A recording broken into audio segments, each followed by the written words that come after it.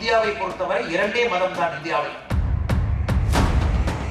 பல்வேறு மதங்கள் தோன்றிய இந்தியாவில் இரண்டே மதங்கள் தான் என பாஜக முன்னாள் மாநில தலைவர் அண்ணாமலை பேசியது சர்ச்சையை ஏற்படுத்தியுள்ளது. நாகையில் நடைபெற்ற ஆன்மீக பெருவிழாவில் பேசிய அவர், விவேகானந்தர் சுவாமியின் வரிகளை மேற்கோள் காட்டி ஒன்று இந்துக்கள் என்றும் மற்றொன்று இந்துக்களாக இருந்தவர்கள் எனவும் நூதன விளக்கத்தை அளித்தார். அப்பெல்லாம் பாத்தீங்கன்னா அந்த ஜாதிகள் என்கின்ற தாக்கம் இல்லைங்க. ஒரு 200 ஆண்டுகளுக்கு முன்பு நான் மேல் ஜாதி, நான் கீழ் ஜாதி, நான் இந்த இதுல பிறந்துட்டேன், அதனால எப்பவுமே நான் மேல் ஜாதி கிடையாது. ஆறாக பிரித்து யார் விவசாயம் செய்கின்றார்களோ அவங்க ஆறா பிரிச்சிருவாங்க. அப்ப கோவில்ல யாரு சாமி கும்பிடுறாங்க, சாமிக்கு யாரு பூஜை பண்றாங்களோ ஊர்ல இருக்கிறவங்க எல்லாம் அவங்களுக்கு கொடுப்பாங்க. இதுல பிராமண சமுதாயத்தை பொறுத்தவரை அவர் உயர்ந்தவர்கள், விவசாய சமுதாயத்தை பொறுத்தவர்கள் அவர்கள் தாழ்ந்தவர்கள் அப்படிங்கிற கணக்கே கிடையாது.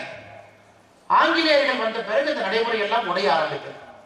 சேமிப்பு உடைய ஆரம்பிச்சிச்சு, ஊர் சேமிப்பு உடைய ஆரம்பிச்சது, வரி போட ஆரம்பிச்சாங்க.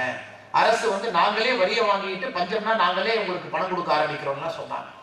இது உடைய ஆரம்பித்த பிறகு நமக்குள்ள மேல் ஜாதி கீழ் ஜாதி அப்படிங்கிற எண்ணத்தை கொண்டு வந்துட்டோம். இவங்க எல்லாம் மேல் ஜாதி, இவங்க எல்லாம் இங்க பிறந்திருக்கிறாங்க, மேல் ஜாதிக்கு யாரும் போக முடியாது, நாமெல்லாம் இங்க பிறந்திருக்கிறோம், நாமெல்லாம் கீழ் ஜாதி. இதை சில நண்பர்கள் சரியான முறையில பயன்படுத்தி மக்கள்கிட்ட பேசி பேசி பேசி நீங்க கோயிலுக்குள்ள போக முடியுமா, நீங்க போக முடியாது, உங்களை மற்றவங்க தொடுவாங்களா, தொட முடியாது, இந்த மாதிரி பல விஷயத்தை பேசி பேசி ஹிந்து தர்மமும் கூட காலம் காலத்திற்கு தன்னை புதுப்பித்துக் கொண்டே வந்திருக்கிறது. இந்து தர்மத்துல பிரச்சனை வரும்பொழுதெல்லாம் நீங்க நல்லா பாருங்க, ஒரு பெரிய குருமார்கள், ஞான குருமார்கள் அந்த பிரச்சனையை சரிபட்டு போயிட்டே இருப்பாங்க. ஏன்னா எந்த தர்மமாக இருந்தாலும் காலத்துக்கு தகுந்தாற் போல் தன்னை மாற்றிக்கொண்டே இருக்க வேண்டும். கடந்த 200 ஆண்டுகள்ல இந்து தர்மத்திற்கு வந்த சோதனை என்பது எண்ணற்ற அளவற்ற சோதனை.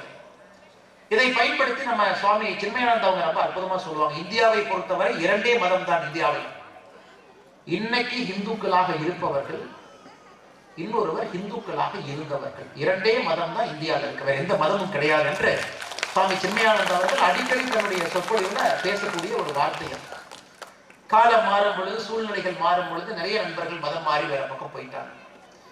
எல்லா மதமும் சம்மதம் என்று நினைக்கக்கூடிய மதத்திலிருந்து நாம் இருக்கின்றோம். எந்த மதத்தையும் கூட நம்ம கீழே பார்க்க மாட்டோம், அவங்க தவறுன்னு சொல்ல மாட்டோம், யார் வந்தாலும் கூட ஒரு அனுமதிப்போம். இந்து தர்மத்தை சார்ந்தவர்கள் எதற்கும் பயப்பட தேவையில்லை. நாம் சொம்பில் இருக்கக்கூடிய பாலை போன்றவர்கள். எத்தனை பேர் நம்மிடம் கலந்தாலும் கூட அதை அப்படியே கிரகிச்சு நாம வச்சிருக்கோம். அதனால இந்த மதம் யாரை பார்த்தும் பயப்பட வேண்டிய அவசியம் இல்லை. அப்படித்தான் ஒரு மதமும் இந்தியாவுக்குள்ள நாம் அனுமதித்தோம். காரணம், எந்த மதத்தையும் பார்த்து நமக்கு பயம் கிடையாது. ஏன்னா இந்த மதம், இது அடிப்படையில் நாம் மதம் என்கின்ற வார்த்தையை பயன்படுத்துறோம். இந்த முதல்ல மதம் என்கின்ற வார்த்தை என்ன, இந்து மதத்தை பொறுத்தவரை வாழ்வியல் முறை, இது ஒரு வாழ்க்கை முறை. சாமிக்கு கறி வைத்து விட்டு அதையே சாமிக்கு பிரசாதமாக வைத்து விட்டு கும்பிடலாம், இல்ல அந்த சாமிக்கு கறியே ஆகாது, சைவ சாமி அப்படின்னு கும்பிடலாம். சிறு தெய்வங்கள் பெரிய தெய்வங்களாகவும் கும்பிடலாம், பெரும் தெய்வங்களாகவும் கும்பிடலாம். இன்னைக்கு 51 கோயில பாத்தீங்கன்னா ஐயனார் சாமி இருக்கிறாங்க, கருப்பணசாமி இருக்கிறாங்க, சிறு தெய்வங்கள் கிராம தெய்வங்கள் இருக்கிறாங்க. அதே நேரத்தில் பெரும் தெய்வமாக இருக்கக்கூடிய பெருமாள் இருக்கிறாங்க, சிவன் இருக்கிறாங்க. அதனால அந்த இந்து மதத்தை பொறுத்தவரை வெளியிருந்து வந்தவர்களுக்கு யாருக்குமே புரியல, என்னன்னே தெரியல அவங்களுக்கு. எப்படி மக்கள் இப்படி வாழ முடியும்? ஒரே ஒரு நாள் தான் இந்த கோயிலுக்கு வாங்க, மற்ற மதத்துல கட்டாயம் இருக்கு. கிறிஸ்தவ நண்பர்களா இருந்தா ஞாயிற்றுக்கிழமை சர்ச்சுக்கு போகணும். ஜூஸ் யூதர்களாக இருந்தீங்கன்னா 7வது நாள், அதாவது 7வது நாள் கட்டாயமாக நீங்க ஓய்வு எடுக்கணும். 6 நாள் மட்டும்தான் வேலை செய்யணும், 7வது நாள் கட்டாயமா ஓய்வு எடுக்கணும். இஸ்லாம் மதத்தில் இருந்தீங்கன்னா ஒரு நாட்களுக்கு எத்தனை முறை தொழுகை செய்ய வேண்டும், எப்படி செய்ய வேண்டும், எங்கே பார்த்து செய்ய வேண்டும், அவர்களுக்கு அந்த கட்டாயம் இருக்கு. ஆனா எந்த கட்டாயமும் இல்லை. இதை பார்த்துக்கிறதுக்கு ஆளும் கிடையாது, யாரும் ஃபைனும் போட மாட்டாங்க, கோயிலுக்கு வருவீங்களான்னு கேட்பதும் கிடையாது. கோயில்ல எல்லா சமுதாயத்தை சார்ந்தவர்களும் பூஜை பண்றாங்க. அப்ப இந்த மதம் என்ன அப்படிங்கிறது வெளியிருந்து வந்தவர்களுக்கு புரிவதற்கு ஒரு 100 ஆண்டுகள் ஆகிவிட்டது. 1600 700 காலகட்டத்தில் நிறைய சரித்திரத்தெல்லாம் படிச்சீங்கன்னா, அதனால இந்த மதத்திலிருந்து கொஞ்சம் பேர்த்த மதம் மாற்றுவதும் எளிதா போயிடுச்சு. காரணம், ரூல்ஸ் இல்ல, ரெகுலேஷன் இல்ல, ஆர்டர் இல்லை. இந்த நேரத்துல சுவாமி சின்மயானந்தா போல அற்புதமான மனிதர்கள் இங்கே பூமியிலே அவதரித்து தன்னுடைய வாழ்க்கையெல்லாம் அர்ப்பணித்து ஒரு கீதையை மிக எளிமையாக நமக்கு சொல்லிக் கொடுப்பது. கடவுள்னா இல்லை, கீதை அடிப்படையில சமஸ்கிருதத்துல இருக்கு.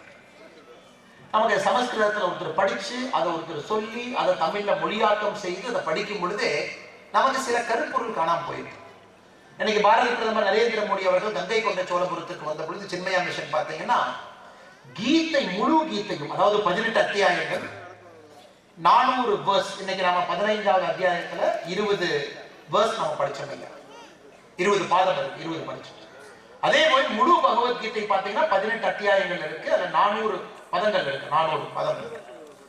அதை 18 அத்தியாயத்தையும் தமிழ்ல மொழிபெயர்த்து, சமஸ்கிருதத்தை தமிழ்ல மொழிபெயர்த்து, அது இளையராஜா ஐயா கிட்ட போய் இசையமைச்சு கங்கை கொண்ட சோழபுர மேடையில பாரத பிரதமர் நரேந்திர மோடி அவர்கள் கீதைய தமிழ்ல சின்மயா மிஷன் அவர்கள் கொடுத்ததை பிரதமர் அவர்கள் இப்பதான் வெளியிட்டு போனாங்க.